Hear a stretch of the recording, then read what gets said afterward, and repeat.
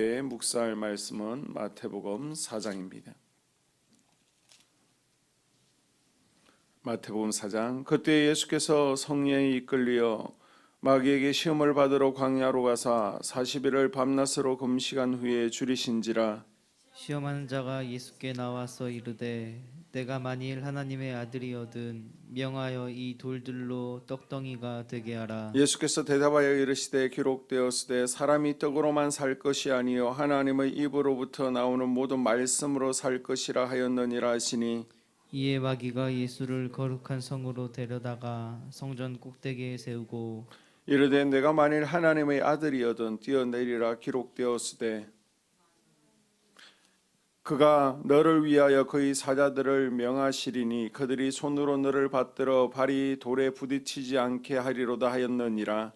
예수께서 이르시되 또 기록되었을 때 주 너의 하나님을 시험하지 말라 하였느니라 하시니. 마귀가 또 그를 데리고 지극히 높은 산으로 가서 천하 만국과 그 영광을 보여 이르되 만일 내게 엎드려 경배하면 이 모든 것을 내게 주리라. 이에 예수께서 말씀하시되 사단아 물러가라 기록되었으되 주 너희 하나님께 경배하고 다만 그를 섬기라 하였느니라.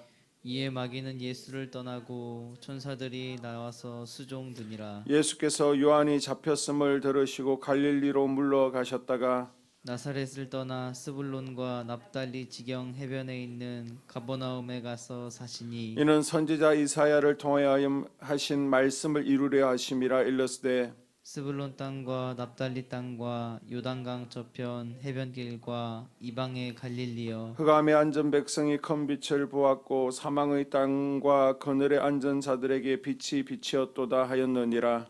이때부터 예수께서 비로소 전파하여 이르시되 회개하라 천국이 가까이 왔느니라 하시더라. 갈릴리 해변에 다니시다가 두 형제 곧 베드로라 하는 시몬과 그의 형제 안드레가 바다에 그물 던지는 것을 보시니 그들은 어부라.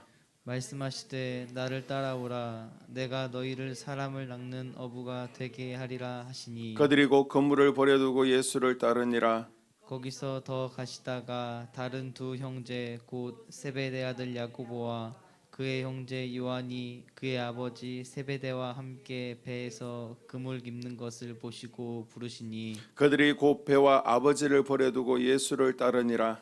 예수께서 온 갈릴리에 두루 다니사 그들의 회당에서 가르치시며 천국 복음을 전파하시며 백성 중에 모든 병과 모든 약한 것을 고치시니. 그의 소문이 온 수리아에 퍼인지라. 사람들이 모든 앓는 자 곧 각종 병에 걸려서 고통당하는 자 귀신 들린 자 간질하는 자 중풍병자들을 데려오니 그들을 고치시더라. 갈릴리와 데가볼리와 예루살렘과 유대와 요단강 건너편에서 수많은 무리가 따르니라. 아멘. 아멘. 마태복음 4장에서는 예수님께서 광야에서 시험 당하신 내용과 또 제자들을 부르신 내용을 언급하고 있습니다. 예수님은 세례를 받으신 후에 성령에게 이끌리셔서 광야에서 40일간 금식하시죠. 40일간 금식이라는 것은 쉬운 일이 아닙니다. 굉장히 예수님께서 줄이셨습니다. 그때 사단이 예수님께 나와서 내가 만일 하나님의 아들이거든 이 돌을 떡으로 만들라라고 합니다. 사단은 인간의 가장 기본적인 욕구를 가지고 예수님께 도전해 왔습니다. 그러나 예수님께서는 단호히 사람이 떡으로만 살 것이 아니라 하나님의 입에서 나오는 말씀으로 살 것이다. 말씀으로 사단을 대적하십니다.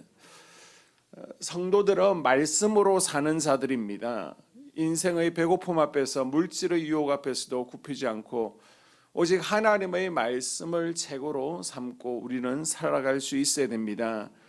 하나님의 말씀이 세상을 이기는 힘이 됩니다. 무엇보다 말씀을 최우선으로 삼고 말씀 중심으로 살아가는 우리가 될 수 있기를 바랍니다. 떡으로 예수님을 유혹했던 사단은 이제는 우리 인간 내면에 내재되어 있는 명예의 욕구를 가지고 예수님을 유혹해 오죠. 사단이 예수님을 예루살렘 성으로 데리고 가서 성전 꼭대기에 세우고는 내가 만일 하나님의 아들이거든 이곳에서 뛰어내리라. 첫 번째 시험도 하나님의 아들이라면 돌을 떡을 만들어 보라는 시험이었고, 이번에도 네가 하나님의 아들이면 그것을 증명해 보라는 것입니다.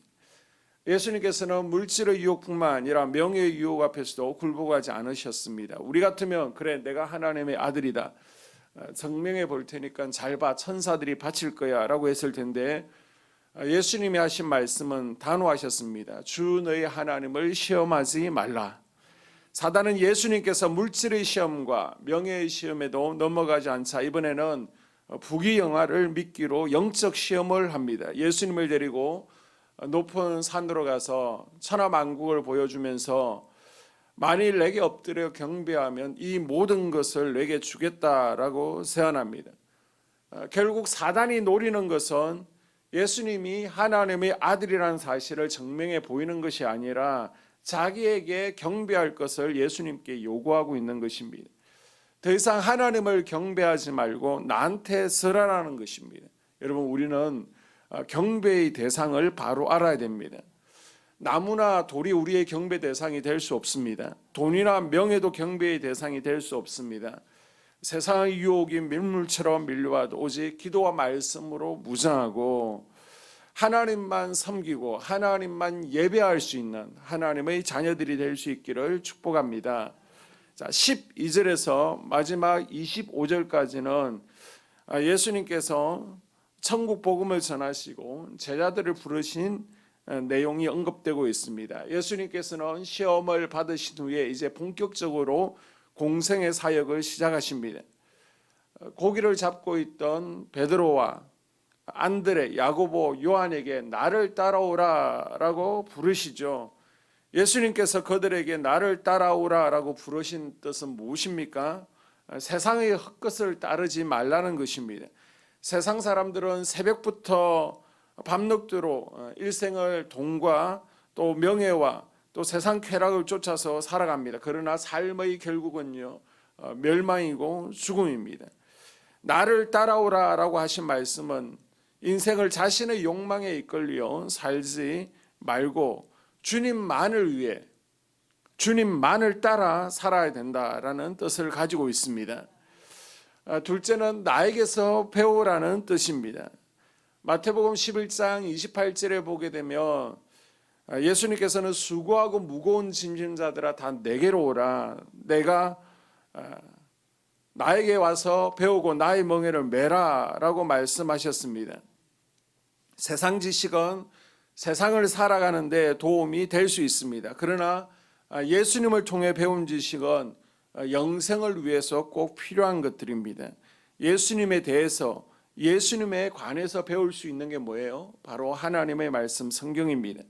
우리는 성경을 통해서 예수님을 알아가고 예수님에 대해서 배울 수 있습니다. 늘 하나님 말씀을 묵상하고 또 하나님의 말씀을 배워가는 것을 기뻐하는 그리스도의 제자들이 될 수 있기를 바랍니다. 그리고 나를 따라오라는 말씀은 주님만 바라보라는 것입니다. 주님을 따르는 자는 한눈을 팔아서도 안 되고 오직 주님만을 바라보고 살아가야 됩니다. 사도 바울은 표대를 향하여 부르심의 상을 위하여 나는 쫓아갈 뿐이다 라고 고백을 했습니다. 우리도 주님 앞에 서는 그날까지 주님의 부르심을 따라 사람 낚는 어부의 사명을 잘 감당하는 우리가 될 수 있기를 주님의 이름으로 소원합니다.